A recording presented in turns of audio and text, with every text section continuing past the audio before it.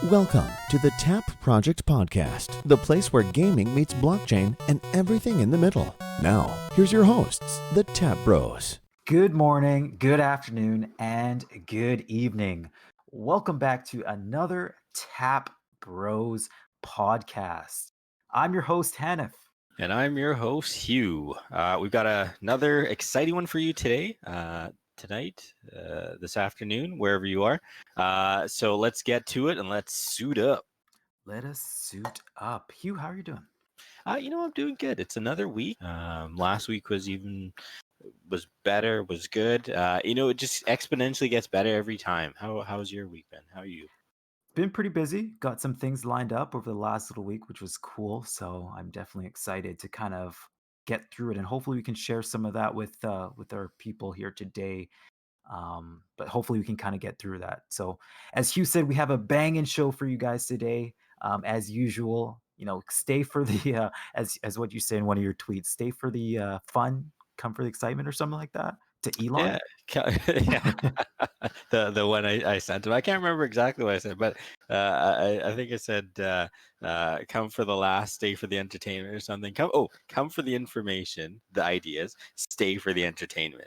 Yes, there you go. And if you guys didn't hear that last week, we gave a nice little pitch to Elon Musk, and I gave him a free idea for his Tesla. But And you know what? He still hasn't replied back. Maybe he's just busy. He's slightly busy at the moment. maybe he's slightly busy. But Yeah. again, thank you guys for tuning in to another Tap Bros podcast. Please be sure to hit that like button, subscribe. If you guys do find us entertaining or have any sort of ideas or want to chat with us or anything like that, please feel free to reach out to us. Hit that subscribe, that follow, that like, wherever you guys are listening to us on Google Podcasts, Spotify, YouTube, or wherever we are.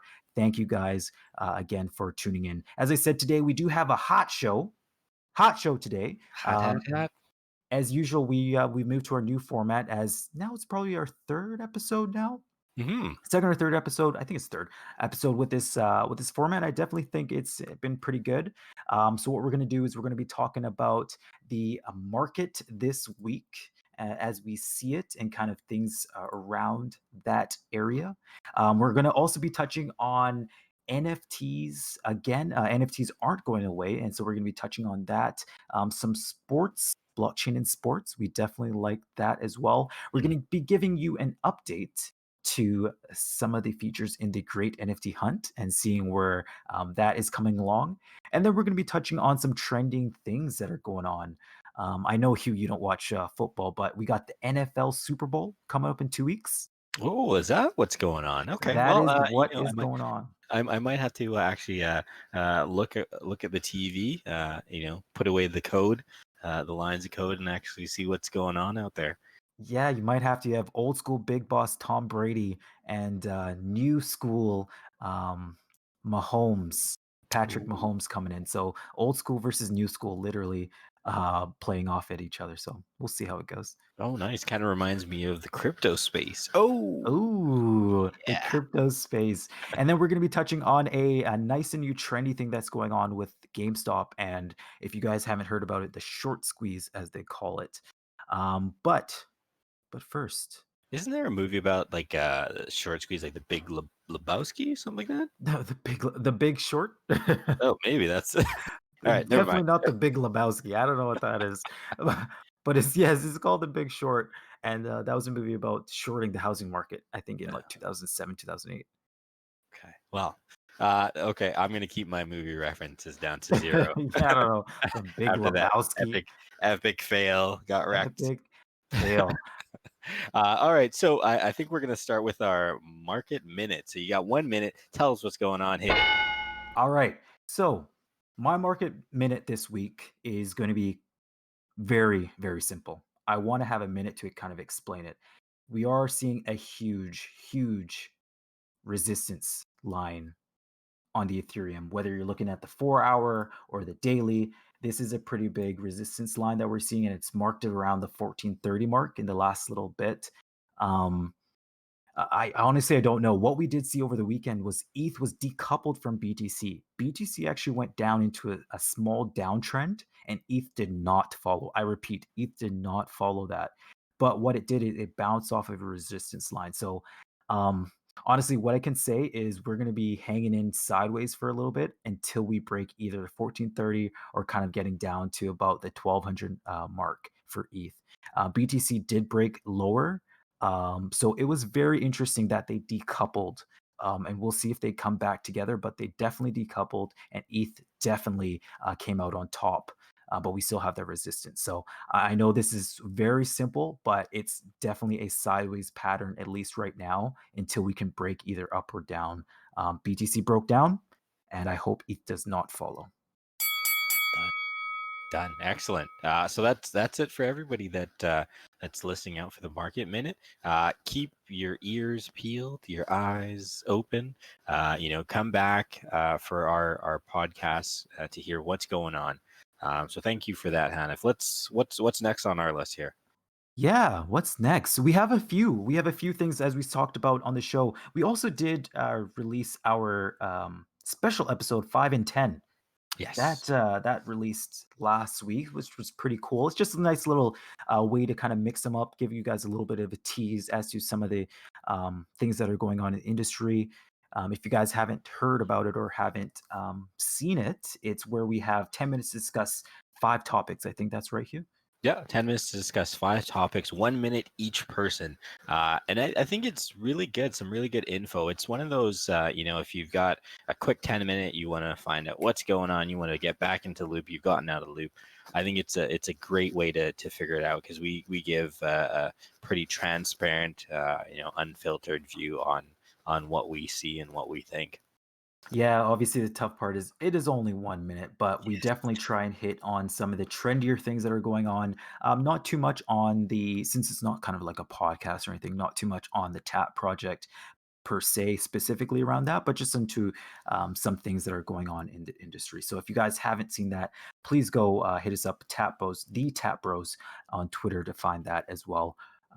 We release that on Twitter, YouTube, Facebook, any of our social media. And for a regular podcast, you can find those on Google Podcast, Spotify, and YouTube, as I said. Hmm. So let's get into some of our topics today. Um, let's, what should we hit them with first? You know what? They've been pretty good.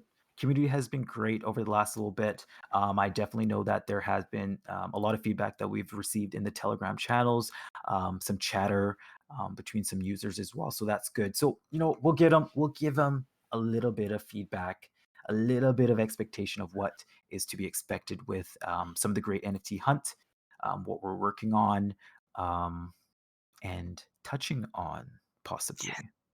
You know what? One of the things that we try not to do is oversell anything, Never. overhype anything.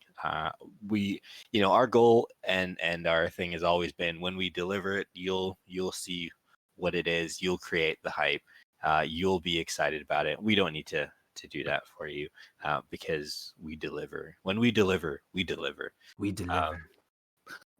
with that being said, you know what? I'm super excited about the Great NFT Hunt, uh, and what we've been doing. And like we've said all the time, for you out there, when we are quiet in the Telegram room is usually when we're super hard at work doing stuff. And the last couple of weeks, we've just been busy, like a lot of stuff going on. I'm gonna probably stay quiet because I'll probably spill a bunch of beans. So I'll let you take it over, Hannah.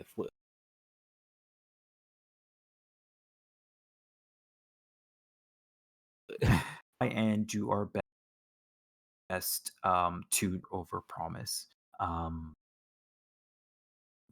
because that's like under promise and over deliver, so to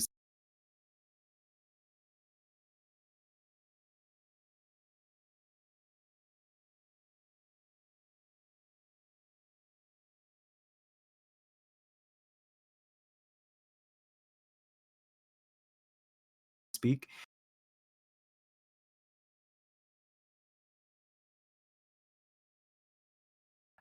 But with that being kind of in line, kind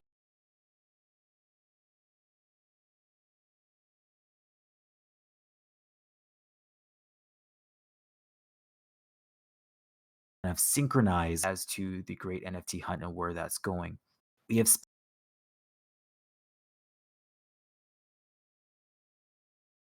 spent the last little or some people.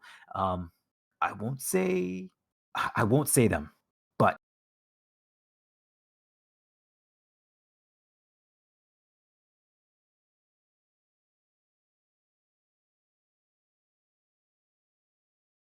yes, you can what others mean, but I won't say NFC Hunt. We've been hard at work. I'm going to say for now. So please hang tight for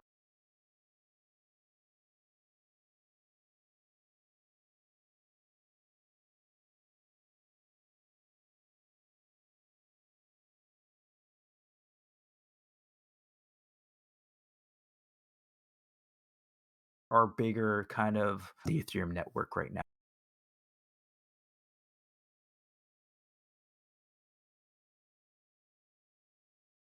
Yeah, We more than just a picture to look at. Yeah.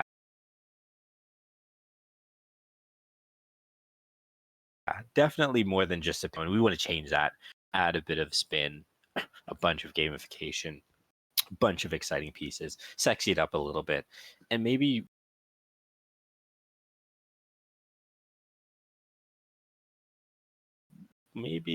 all the more sexy to him. I don't know, but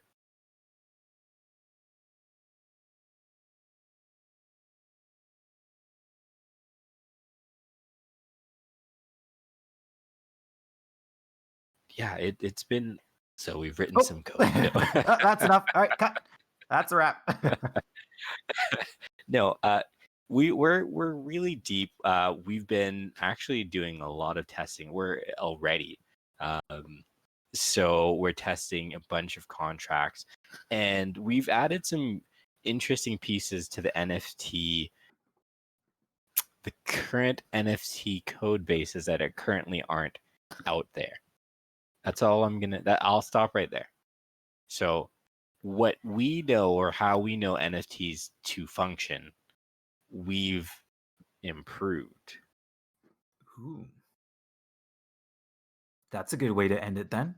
There we go. That's all I'm saying. I think that's a good way to kind of wrap up the coding portion. And as you can see, we're kind of delicate with our words right now and kind of slowly trudging along, speaking about it, just because there is a lot of things that we are working on in regards to the Great NFT Hunting kind of moving pieces. So bear with us as we go through that. But just to kind of remind people, if you guys have not heard of the Great NFT Hunt, we're kind of running with a slogan that just, it might not even be its slogan, but collect it all, win it all. And it's simple in its kind of concept, where your goal is to collect all the cards in the season. We know that there's going to be season one. There's our goal is to make this multiple seasons, but season one, there's going to be 78 cards that are to be collected. Collect it all, win it all. That is the concept of it. There are some dynamic things moving along with some of the pieces that Hugh talked about in terms of advancing NFTs and within the game itself. But this will run on the Tap platform.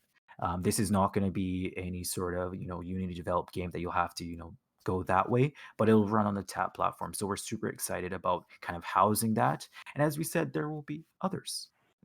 I won't say them, but others. So that's going to be a really cool and exciting to kind of bridge and kind of bridge. Kind of connect pieces together.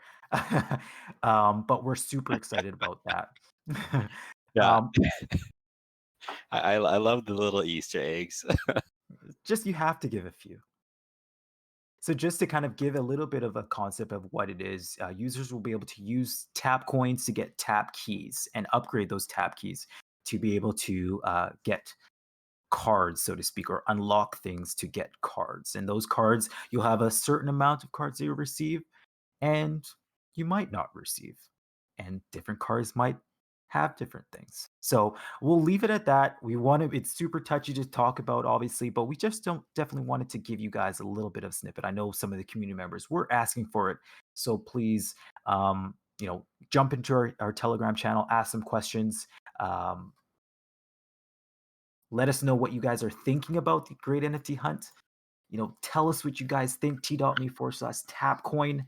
And hopefully, maybe next week or maybe our next show, we'll give you some more Easter eggs. I think that's pretty fair, Hugh. Maybe we'll add a bit more. Our style is usually to just continue to give more info little by little, piece by piece, kind of wheel you in. And I think it's worth coming back every time we do a podcast just to grab the Easter eggs, because this is something I don't think you want to miss out on. I think I remember we explained the concept in full to one of our partners, and the look, I saw mind blasting. Like it was absolutely amazing to see when you understand. So I definitely, I feel as if, just stay tuned. You definitely don't want to miss this. Stay tuned. It's huge, but big, but epic and great. So that is it for kind of our little bit of update on the Great NFT Hunt. We'll slowly be leaking out some more information as it comes down, comes closer to it. Maybe releasing some more packs in terms of some visuals. We released Gome the Desperate as one of our rare cards. We have obviously the comic cards there as well, but maybe we'll be releasing some more cards. But who knows? Who knows? On to kind of our next topic, so to speak, is the kind of sports and blockchain. I know we touched this on, I think it was either episode 1 or when we did our Tap Project podcast, but we talked about, I think it was the Juventus fan token. There are a lot of young players, or not even just young, but there are a lot of athletes in sports that are involved in blockchain and cryptocurrency in general. And I think they're super interested in it, and just finding out different ways to be compensated, and is just an added bonus, and something that benefits them throughout their career. What are your thoughts? Yeah, I think that's a good point to make. And I just going to touch on one of the things you mentioned about kind of contracts, kind of unlocking certain things.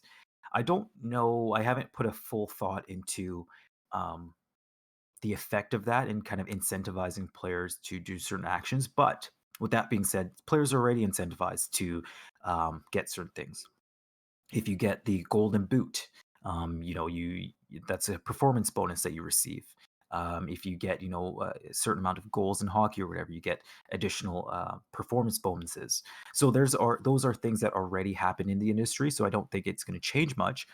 But what you could do with that is tie that to a blockchain or tie that to a smart contract that kind of monitors, you know, monitors APIs of statistic programs that will say, if um, Alexander Ovechkin, got 10 goals, it automatically triggers a portion of his contract to be released. This, I think this would be pretty big, especially for new players coming in. Right now, we are going through a phase where just specifically like the NCAA is in the spotlight because a lot of their players aren't getting paid, and they haven't been getting paid for years. But right now, it's being in the spotlight because there's a lot of people making money off of these players, but they're getting nothing. Mm-hmm. And a lot of these players are hesitant to sign with whether it's a university or sign with a big name team because they don't feel like they might be treated very well in terms of like they might be ousted from their contract. Their contract might just be void all of a sudden because they did something that they didn't know was on page 50 or something, right? So you can definitely help out in that case, or smart contracts can definitely help out where both get into a smart contract based contract, and if everything is executed perfectly, no matter what, there's no secondary conversation to say, okay, I did everything, now can I get my money? And you're kind of bypassing, so to speak, that risky agent. So I definitely think there's some cool things to be had, and definitely some cool experiences with these contracts. It's going to be interesting to see. I know, like, not basically on the contract side, but there was a player, a notable NFL player, Russell Okung, I believe his name is, got paid, chose to get paid in Bitcoin. So I think that's pretty cool. I Wow. think to receive half of his like 13 million NFL salary Yeah. in Bitcoin. I think that's pretty interesting. That's definitely an interesting move. I'm all for it. Like I said, I think um, that's just the way going forward. Yeah, that's an interesting one. Like it doesn't have to be a bad thing to say like if you have a GM or a an owner of a franchise and they sign a player, all you have to say is okay, we agree to these terms, what we've written out, and this term or this contract will be run by smart contract, or this contract will be run by the blockchain. And when a player says, oh, what does that mean? um, Really you can just say it's for protection for you as a player so that I can't change anything if you follow the contract.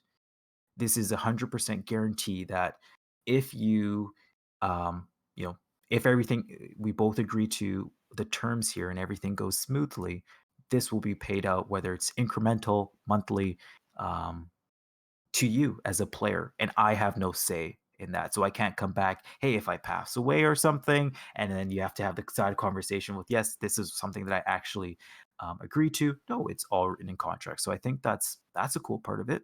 Yeah, and you'll have organizations saying, "Well, what about us? We're not protected." But when you think about it, you can put penalties in inside contracts as well.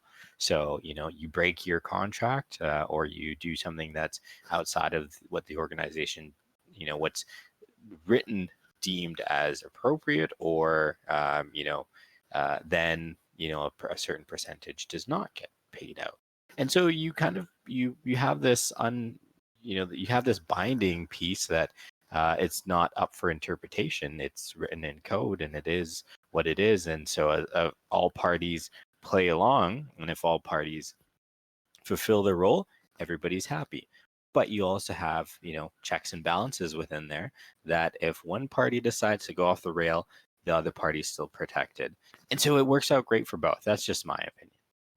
Yeah, I think that's a cool way to think of it. And one thing you kind of alluded to as well as fairness. Mhm. Um, I won't get too deep into it. Um, but we all know that some industries aren't fair, whether it's racially, based on age, based on gender, um, based on orientation, anything along those lines. We know that some industries just aren't fair and they're kind of behind closed doors unfair. This would totally stop that kind of, oh well, you treated this person differently than you're treating me. If you unfortunately you know are penalized because you didn't abide by something in the contract, it's automatically deducted. It's not left up to a negotiation to say, okay, I like you. I have a good relationship with you. I will, you won't be penalized. And, the next person that it happens to is going to be heavily penalized. This is going to treat everyone the exact same way across the board. So maybe, yeah, if you're kind of that smooth talker, you might not like something like this, but I think it definitely kind of makes the floor even for everybody. Yeah, yeah, I agree with that. I agree. Sweet.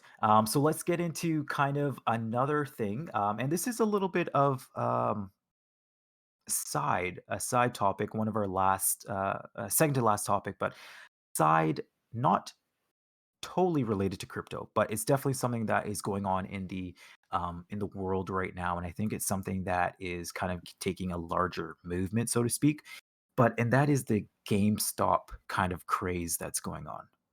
Have you heard of what's going on? I've heard a little, but just give me the quick rundown. The quick rundown. I won't go down the deep dive Yeah, rabbit just hole, but essentially what's happening is you have institutional investors or companies saying that one stock, in particular this GameStop stock, is going to go down, and they have shorted the market. They've said that this stock is going to go down, and they've even taken out margin. So if you have a stock and 0 to 100%. They've gone above that in the 200%. So they've borrowed way above what the amount of stocks are actually out there. And they've said that this thing is going to tank. Um, so much so that it caught the eyes of certain groups, whether they're from Reddit or whether they're for their other activist groups or whatever. They've caught in their eyes, and they've made it upon themselves to completely reverse this.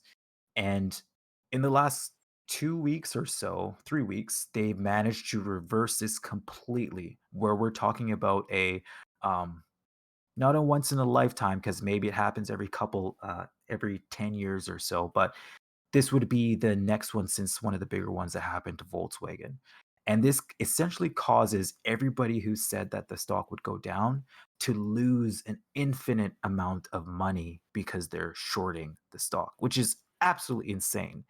And because they've borrowed so heavily, almost 150% above what's actually out there, um, the amount of money that's potentially out there for those people who buy the stock is in the millions. Wow. Um, so it's crazy, and the reason I bring that up is because we do talk about things like this, and we do talk about um, ideas like this on our podcast, and it's kind of centered around things that blockchain kind of stand for or hope to stand for is against kind of market manipulation. There's two sides of the coin here. You can say that the market is being manipulated by those who are buying it because everyone is agreeing to be a whale. Everyone is agreeing to be this whale pool and join together to pool their money to buy this stock to force people out. But at the second hand, those people are buying it because they're saying that they are being manipulated by those short sellers who are borrowing over 150% above the stock to short it. So it's kind of, you're definitely sitting in this huge between of who is right and who is wrong. Those who are going long are saying that they're being manipulated by the short sellers because they're being manipulated by institutions who are controlling the price and purposely trying to drive the stock price down. And then you could say on the flip side as well, it's market manipulation because everyone's kind of pooling into a stock. So Yeah. I think yeah, it's definitely interesting the way, I've kind of taken a little gander in and kind of poked my head in. And it's interesting to see, like for me, the thing that stood out the most was to see, and it's sort of what's happening in the crypto space is everybody coming together and everybody, taking, I wouldn't say taking back what's theirs, but, taking ownership as a community, right? You've got this movement, you've got these different movements to say, hey, that's not fair. If we're going to play this game, let's play it fair. And if you don't want to play fair, then now you have to deal with the consequences because now we're not going to play fair, right? So it's an interesting topic, and it's interesting to watch for sure. yeah, it's definitely one of those things, and I'm not saying that on this show that we are encourage anyone to buy, but what we're saying is that it's a huge fight in a financial fight, and you're saying that there are people who don't have the opportunity to margin or don't want to margin, but then there's companies that are heavily margining money that they don't have because they have already a couple $1 million or uh, tens of millions that they're able to drastically impact. So it's kind of saying like, why do you get the ability to drastically impact a stock just because you have millions of dollars in your Mhm, company, mhm. and we as normal people who are just trying to buy this stock being forced down by you? So I honestly I don't know where I stand. I'm always a long person. I can never get into the ideas of shorting unless the company is doing bad things. I never really understand the full idea of shorting. I know it's out there for everybody, and I know there are some research companies that have done well in terms of shorting company, where they've identified something that the company has done, um, and it's not what they're telling investors, and then they research that and find out, wow, this is 100% different than what they told investors, and this needs to be told to the people. That I totally understand. That type of shorting I 100% get because the normal investor is not being told the correct things, they're being lied to, so to speak, and that research company is going out there. Um, but to kind of just short for no reason, or short because maybe it doesn't make sense or you don't understand why the company is going up, to just short it for those reasons, I haven't yet been able to grasp my full agreement on in that aspect. So I kind of see where the people who are longing the stock are going. Um, but on the crazy side of it, it's it's almost like it's almost like the traditional investors getting a chance to see kind of what crypto goes through every day. The total up and down, like a 50% gain, 50% loss, like in a single day. It's almost funny to see that on the stock market. Like you never see that normally.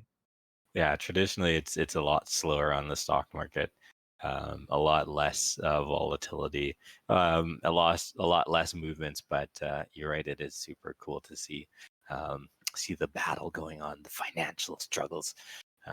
If you're gonna play the game fair, type of deal. So Yeah, and that is going to be whether we're going to see some changes as a result of this. I do think so. I think that some of the big wigs are going to be sitting down and taking a look and say what happened here. Unfortunately, I do feel that it might not be in the public's benefit. Maybe, who knows? Maybe I should wait on saying that. It just kind of tends some things don't line up in the public benefit when things like this happen.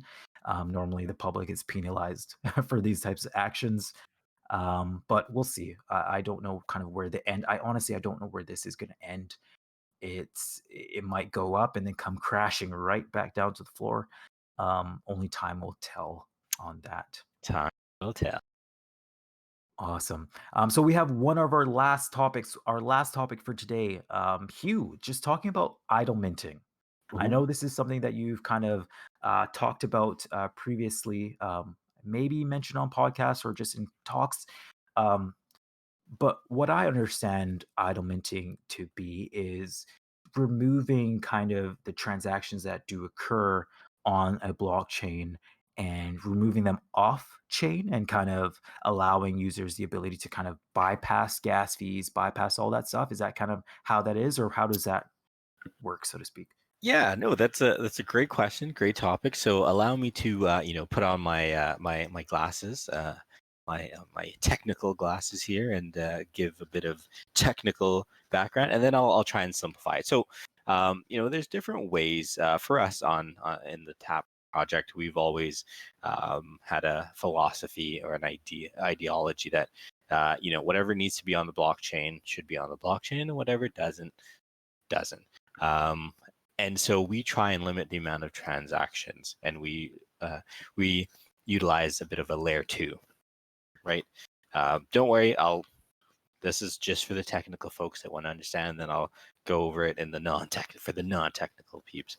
So we practice a lot of layer two and off-chain transactional pieces that allow movements and logging transactions and without directly affecting the blockchain or utilizing making the user spend gas to do things, which brings down their cost. So that's the technical piece. So the non-technical description is basically idle minting is just minting off chain. And so off chain is a smaller connected chain to the blockchain that allows you to do the same things, perform the same transaction without having to pay gas. And then when you're ready to write that to the larger blockchain for everyone to participate in or to timestamp it, then it gets added to the blockchain. So for us, our in-game on platform, we utilize that idle minting from game to platform piece. And then when you do have to move it to your your MetaMask wallet, then that part is done on chain, and then there's associated gas fees with it. So can I say we'll be utilizing some idle minting for the Great NFT Hunt? Can I say that? Oh, you can say whatever you I like. just said. I'm just listening. So what we've done is, for the Great NFT Hunt, we have we've listened to the community, we've talked to the community, we've observed the discussions in Telegram, to Twitter, the DMs and so forth. And so a lot of them are asking for, to continue with this layer 2 solution so that they don't have to, uh, you know, spend half their transactions just on gas. And so that's something we'll be doing where, NFTs will be minted in the side chain, off chain, and there'll be some actions, movements. And then when you're ready to move those on chain, you can, and you can do a lot more, off chain without having to I won't say suffer the wrath of gas, but you won't have to utilize as much gas. And so in the long run, it helps our user base, it helps our project, it helps the community until a full solution is put into place to help bring down some of the gas piece. And I know Ethereum is working hard on that, and the entire blockchain community is sort of working on different pieces to put together. It's just a matter of time. And even us in the TAP project, we've got Dega tokens to help with that. And then, like I said, we do practice layer 2 and we do practice off chain, and we're just going to continue to do that. And so it'll be cool and very interesting to see how the community takes that up with the Great NFT Hunt and the different movements and the different pieces, and just the speed at which we'll be able to kind of interact and then boom, throw it back on the blockchain and keep going. So that's pretty much it. Nice. I do think that's an important note. It is coming up a lot more. And it's not just because we're seeing a lot of transactions or a lot of projects being launched on chain or on the Ethereum network, but it's just coming up just because we are getting into some high times, especially as I said in the market minute. If Ethereum does kind of break that resistance line, then obviously Ethereum is going to go up. And with Ethereum going up, gas prices normally do go up a little bit as well. At least until things kind of settle back down or go back down based on the transaction or the network. So I think that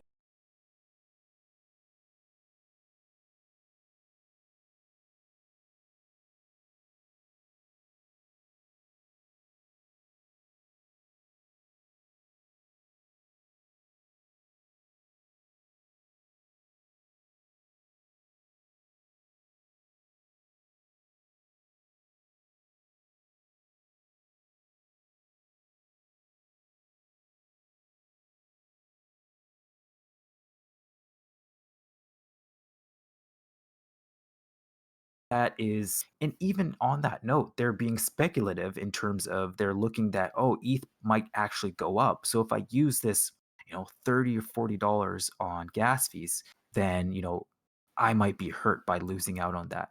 And we want to get away from that, obviously, and we want to figure out what the best solutions are. And this is why we entered blockchain, and this is why we became developers in the space, so to speak, is because we do want to create advancements and we do want to disrupt the industry. So we can't say that we have all the knowledge and we have all the information or all the solutions. But what we will do and what we can say is we work towards better solutions. We'll work towards seeing if there are better options out there for users, because I do see that those who are using, whether it's off chain or different networks, are having higher transactions even when Ethereum is going up, and that's because their users don't have to focus on gas fees. So we are looking at kind of the best ways to do this and the best ways to push forward, and just understand that we have everyone's, your all opinions are valid, especially in our group, as long as they're not negative. All opinions are valid as long as you provide constructive feedback, and kind of even look for a solution. If you provide, even if you don't have all of it, you just provide an example. That is good for us to look at, because sometimes, as you said, if we're kind of heads down and we haven't seen the sun for a week, we might miss out on some things that are happening in space. But um, I think that's just one thing to bring up. And Hugh, you gave a kind of a good example of what that means, and I think that's something that is going to be looked at across the industry, to be honest. Yeah, I agree. And for us, idle minting is a great tool.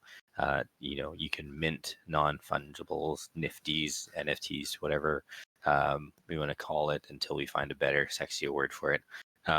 You can mint them and not have to worry about the cost of minting them.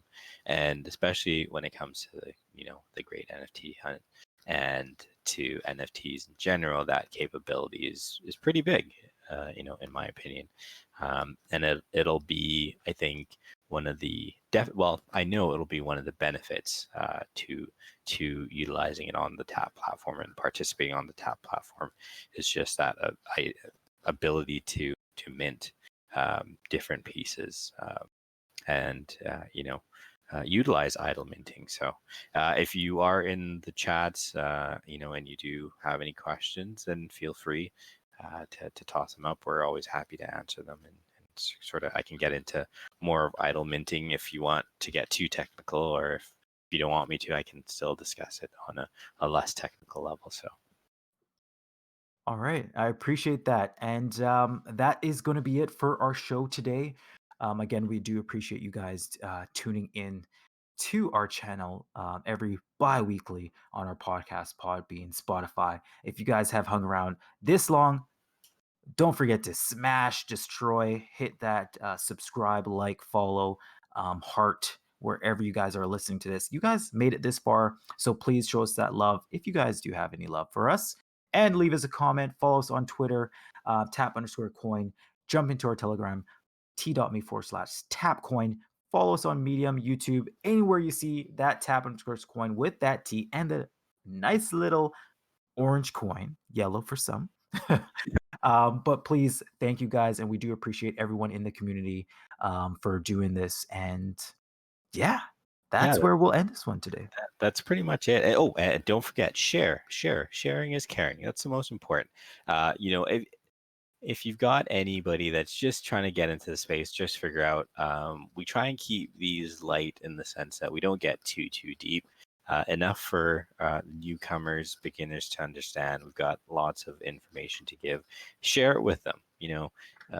Hey, check out the Tap Bros. They've got lots to say. Pass it around, tweet us, and all that jazz. We're always here. We're always ready to chat, ready to listen. So, you want me to throw up the outro? Hit them with the outro. Fueled by gamers, inspired by the community, disruptive to all. And you guys have a good night. This show is for educational and entertainment purposes only and is not intended as personal financial advice. Before making any financial decisions, please do your research and consult your financial advisor as needed.